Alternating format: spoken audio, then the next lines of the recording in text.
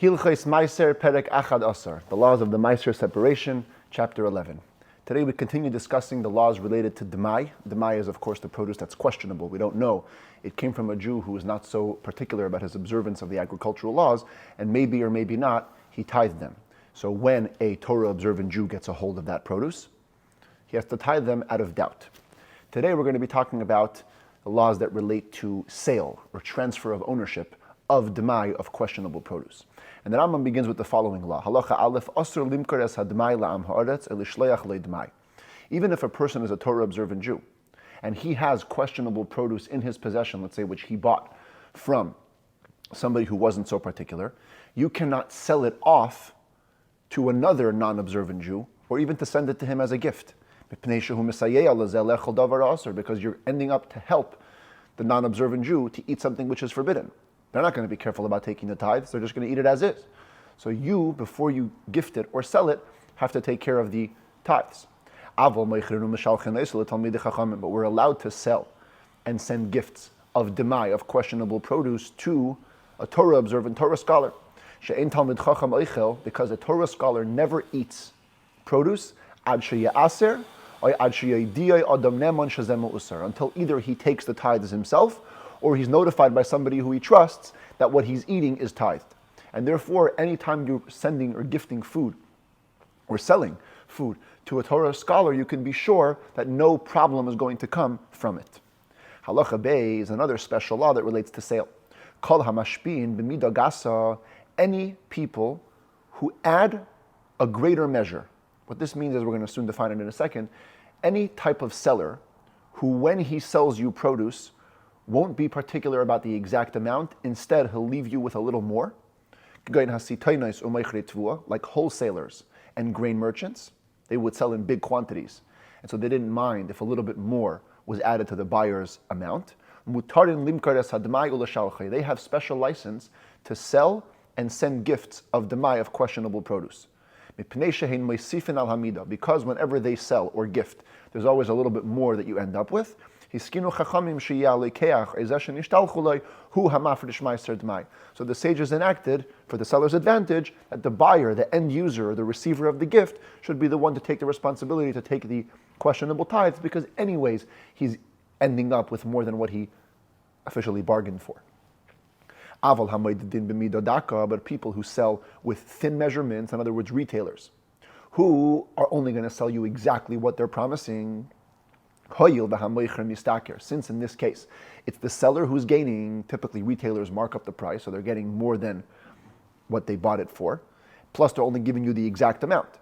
So therefore, in the case of questionable produce, the seller needs to bear the responsibility of separating the tithes. He cannot sell or send a gift unless it's been already fixed in terms of tithes. Halacha Gimel, v'kama midah gasa. How much is considered to be selling in big quantities? B'yavesh chatzi sa'ah. If it's dry goods, you have to sell a half a sa'ah. Ubelach midah shemachzekes shave dinar me'osei davar halach. And in liquid measurements, we talk about how much you could buy for a dinar. Dinar was a type of coin. Whatever a dinar's worth of that liquid would get you, then if you're selling that much of liquid, then you're considered to be selling in great measure. You don't have to separate the tithes.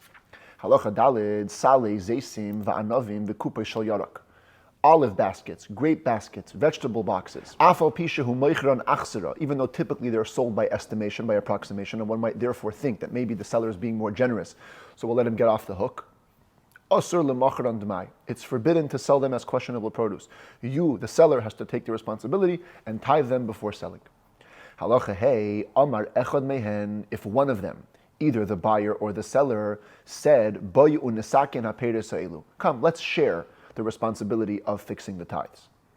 As the commentaries explain, Echad Mehen, one of them refers to the one who would be exempt in that case. In other words, we just said two scenarios. Some cases the seller is exempt, some cases the buyer is exempt. Let's say in either case, the person who was exempt said, you know what, let me share in the responsibility. I know you're supposed to be the one to tithe it. I'll join the project. I'll also take some of the tithes. So whether it was the scenario where he was selling in small measures, in which the case the buyer is exempt, or he was selling in large measure, in which case the seller is exempt, and either the seller in that case or the buyer in the other case offer to share. So the way the sages said it, to divide it is, the seller should be the one to carry the responsibility for the trumas maaser, the 1%, 10% of 10%, which has to go to the Kohen, and the buyer has to separate the second tithe. Although it's larger quantity, you volunteer to share. That's how we do the division. The davar zeh tanai beis dinu, this was enacted by the court. That's how we go about it. Halacha vav, another law related to sale. Chaver va'am haaretz sheyarshu asavian am haaretz. You have a chaver. Chaver literally means a friend, but in these laws, it's a term for a Torah observant scholar who's careful with the laws related to tithes. And he has a brother who's an Am Haaretz, a common folk, not particular in the observance. Sheyarshu asavi and Am Haaretz, and they inherited the estate of their father, who was also unlearned, not particular. Yochel hu loymar, the Torah observant brother can tell to the non-observant brother, Toil ata chitim shebemakom pleini, vani chitim shebemakom pleini. Let's divide. You take the wheat in this place, I'll take the wheat in this place. Ata yayin shebemakom pleini, vani yayin shebemakom pleini. You take the wine in this place, I'll take the wine in this place. Because what happens is, since the estate anyways needs to be divided, so once it's actually divided in equal halves, we're going to apply the law of Berera, retroactive clarification, and we'll say the part that came to the Torah observant brother was always his part. Therefore, he's only responsible to tithe that part, because his father, of course, was not observant, has to separate the tithes in a questionable state, but he doesn't have to worry about the half belonging to his other brother, because that's what he's getting straight from his father. It didn't go through the property of the Torah observant brother. It's not considered like he's selling demai. Aval lo yoymar, but what you cannot say is the following offer. Toil ata chitim va'ani sa'irim, toil ata halach va'ani hayavish. You take the wheat, I'll take the barley. You take the liquid, I'll take the dry. Because that's considered a sale of demai. Why? Because typically speaking, by the laws of inheritance, everything should be divided half-half. Instead, I'm offering a little bit of an exchange. You take this, I'll take that. That's like me, the Torah observant brother, selling to the non-observant brother the part that I want him to have, which is forbidden. It's forbidden to sell demai. Halacha zayin, another law that relates to the concept of selling demai. The underlying reason why it's forbidden to sell demai, we said in halacha number 1, is because we want to make sure that we're not putting problematic stuff into the hands of others who might not care about it. So a similar law applies in this case. Misha haya noise yarak v'kavad alav masai. A person is carrying a load of vegetables and the load got too heavy. He wants to throw away some vegetables to lighten his load. You're not allowed to throw it away till you take tithes from whatever you're going to throw away. So it shouldn't be a stumbling block for the unlearned Jews who will come by, see these vegetables, and grab it and eat it without worrying about the questionable status of it. That's how careful we have to be not to let others stumble in sin. A person bought vegetables from the market and he pulled them into his possession. In Jewish law, there's 2 elements to every acquisition: the money and the meshicha, pulling it into your possession. Here, you only pulled it into your possession. You didn't weigh it, you didn't measure it, you didn't give the money. And then you changed your mind as the customer to give the vegetables back to the owner. Return is not allowed until you tithe it. Once you've taken it, you've assumed ownership of it. You give it back, he may sell it to another Jew who's not observant, and they'll come to eat questionable produce. You, holding the vegetable, as Torah observant Jew, must tithe it, plus make restitution for that portion that you're tithing, which cost you in the end more. It doesn't matter, just to save another Jew from sin. Halacha tes hamleitze peres baderech. A person finds fruit on the road. He's driving, he finds some fruit on the road. So we remember that one of the things that obligates produce in Maaser is bringing it home. If you don't bring the food home yet, it's not obligated in Maaser, you can snack from it. So the Rambam says you have to know what this produce was intended for. If most of the people in this region bring their food home, pater mila aser. So when you pick up this box, you're exempt from tithing it. Because they haven't yet been established. Obviously, they were on their way home. They didn't get home. So you picking it up, you don't have an obligation to tithe it. Now, of course, if you bring it to your home, you'll be obligated. But in the meantime, you don't have the obligation. But if most people in the region take their produce home to sell it, now we're in doubt. We don't know if the person on the way to the market tithed it yet or not. Same thing if it's half-half in the region. Half bring home, half bring to the market. You have to assume that it's questionable. Now, this law has raised some controversy in the commentaries because the Rambam seems to contradict himself from an earlier chapter where he seems to say the opposite. That when it comes to the home, that's where you have to be worried that it's demai. And the commentaries discuss it. Halacha yud, notlan la'achlan. If a person picked up this lost produce with the intent to eat it, v'nimlach lehatzniya, and then he changes his mind, he wants to store it away. Lo yasha oisan ad she'yaser. You're not allowed to keep them. You can't even put them away in storage till you take the tithes. So it shouldn't cause a stumbling block to others. You're going to store it away. You don't know what's going to happen. In a couple of months, you're going to want to eat it, or someone else is going to want to eat it. They're not going to know that it's not tithe. You must tithe it before you put it away. But if you took them originally, so they shouldn't get destroyed, you didn't want to even eat them. You saw it was going to rain, so you want to protect the produce. Then you can keep them by you till you want to eat them, send them as a gift, or sell them. And at that point, you'll take the Maaser for questionable produce as is required. If you find cutaway pieces of vegetables in the garden, it's exempt from Demai. It probably was thrown away there because it wasn't even fit for human consumption. It was never obligated in tithes to begin with, so you have no problem. But if it belonged to a homeowner and it's found in the home, chayeves, it's obligated to be tithed before you eat it, out of questionable status, because maybe he threw it away after the stage of processing was completed, after the vegetables became liable to be tithed, and now it has to be tithed. But if you find cutaway pieces of vegetables on top of a garbage heap, it's always permitted wherever you are. Halacha Yud Beis. If somebody gives ingredients to a hotel mistress to cook for him or to bake for him, that was the custom in those days. When you came to an inn to stay over the night, if you provided ingredients, the woman of the hotel would bake and cook for you. So the problem is that these women were suspect, that when you gave them produce, they might change it with other people's produce. And therefore, Maaser es shehu noisin la, the Jew giving her the produce needs to take Maaser before he gives it to her, so it shouldn't cause a stumbling block to others. Can you imagine? She might steal his produce, give it to another Jew who's unlearned, and to protect that unlearned Jew, you have to tithe your produce before you give it in. You must also tithe what you take from her, even when she gives you the ready-made food, because she's suspect to change one produce with the other. And maybe she's giving you produce which belonged to an unlearned, non-particular Torah-observant Jew. He didn't tithe his produce, you got to tithe it before you eat it. But check this out. If you give produce to your mother-in-law, whether you already married the daughter, or just engaged, betrothed, gave her a ring, or you give your neighbor, woman neighbor, bread to bake, or a cooked food to cook, you don't have to worry, not on account of tithing, not on account of Shemitah. If it's a Shemitah year, you don't have to worry that she's giving you problematic growths, because she's not suspect to be exchanging produce. When do we say she's not suspect? If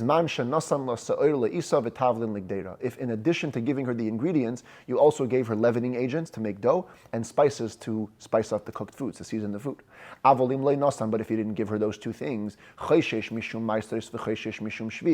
even though you don't have to worry that the produce was switched, maybe she switched the leavening agents and spices and she's using untithed or Shemitah problematic spices and leavening agents, and you have to worry about that. Therefore, if it was a Shemitah year that year, it's forbidden to eat what she produces for you. Perhaps the leavening agent is from what's called an aftergrowth of Shemitah, things that grow wild in Shemitah, which is forbidden to be eaten, as we're going to see in the last set of laws in this book. Halacha Yud Gimel, a person brings his wheat to a miller who was non-religious. There used to be guys, this is what they did for a living, they would grind your wheat into flour for you. But this guy wasn't careful with Maaser laws. You don't have to worry. Millers did not exchange grain. You give him your wheat to grind, he wasn't suspect to change it. If you bring them to a miller who is a non-Jew, idol-worshipping Gentile, when you get your flour back, you have to worry they're questionable. Why? Not because he gave you his produce. That is actually not a problem. If a guy gave you his produce, there's no obligation of Maaser on a guy's produce. But the problem is, Shema hachlifan bechitim shel am haaretz. Maybe there was another Jew who wasn't careful on the laws of Maaser who gave him grain, and he switched the two Jewish grains. And you're walking home with grain that belongs to an am haaretz who didn't, or perhaps didn't, separate Maaser from his stuff. So too, if you deposit grain, forget he's not a miller, just a regular guy. He's not careful with the laws of Maaser. You can presume that it's the same thing when you get it back. An am haaretz is not suspect to exchange deposits. Halacha Yudalid, Am Haaretz Shahaya Mishtamish, Bachanusay Shel Chaver. If there was an Am Haaretz, again, non-religious guy, who is working as a manager in the store that belongs to a Torah-observant, fully religious guy, Afal Pisha HaChaver Yotzei V'nichnas, even though the observant Jew isn't there the whole time, he's only going in and out, Harei Mutar Ve'enei Choshesh Shama Hichlif. It's permitted, and you don't have to worry that he exchanged the produce. Now, this sounds like if you weren't even Yotzei V'nichnas, if you weren't even coming in and out, then there would be a suspicion. But we just said in the last halacha that an Am Haaretz miller is not suspect to exchange your grain. So how do we resolve the two? So the commentaries say you can't compare somebody who's there all the time to a one-time job. A one-time job is not going to exchange your grain. But if he's working in your store as a manager, there has to be a mashgiach of some sort, at least Yotzei V'nichnas, at least he's going in and out to see that he's not fooling around. Halacha Tezvav. Hamafkid Peireisav Eitzel Ha'ovid Kechavim. If you deposit produce by an idol-worshipping Gentile, so by an Am Haaretz, we said by a Jew, even though he's not religious, he's not going to switch the stuff. But if it's an idol-worshipping Gentile, you have to assume that your grain is like the non-Jewish grain, which has two sides to it. Because he's presumed to exchange the deposit, but as we're going to see in a minute, this means you have to always go strict. The Heyach Dinam, what's the law? The law is like this. If you deposited produce which hadn't had its processing work complete, then you take them back, still in their unfinished state, and you finished the work after you took it back. You have to assume that he didn't exchange the grain, and it was your grain that you took home, and you must take Maaser, because, even if it's not your grain, whether it's your grain or the non-Jewish grain, if you complete the work, you have the obligation of taking Maaser. But if what you deposited was produce that was tevel, in other words, the processing work was completed. Had you left it in your possession, you would have to take Maaser. Now you gave it to a non-Jew for a deposit, and we're saying that he's presumed maybe to switch it around. So when he gives it back to you, maybe he gave back to you his own grain, which is exempt from Maaser. Nevertheless, chayav lahafrish, you have to still take Maaser. Maybe he didn't exchange it, and he gave you back your produce, which is obligated to take Maaser from it. Therefore, it seems to me, says the Rambam, that any Maaser which you're going to separate is a doubt. Doubt means that the Levi can't take it from you unless he proves it. You can keep it technically. But if you gave a non-Jew as a deposit produce which had already been completed and you took all the Maaser, in other words, it was completely fixed, totally kosher grain, you already took all the tithes, then fascinatingly it works to your advantage. You don't have to separate anything. Because what are the options? Either he didn't switch your grain, it's your grain getting back, which already took Maaser from. Even if he exchanged it and gave you his grain, P'turin, they're also exempt. As we explained in the laws of Truma, the gancha v'lei the gan evet kechavim. Only your grain is obligated in Maaser, not the Maaser of grain of a guy. So even if he gave you his own produce, it's also exempt from Maaser. Say the commentaries, what about maybe he switched it with another Jew's? Maybe he gave you another Jew's produce and Am Haaretz's produce. That we don't worry. That we don't worry because that's called lo shchicha. It's not common to deposit grain, especially so much grain that he should have enough to switch with you. When it came to the miller, in Halacha Yud Gimel, there we are worried about exchanging grain because that was common. Everybody brings their grain to the miller. But to deposit grain is not so common, therefore we don't worry about that. We only worry about the scenarios if it's a Jew or a non-Jew. If it's yours, it's fixed, and if it's a non-Jew's, it's exempt.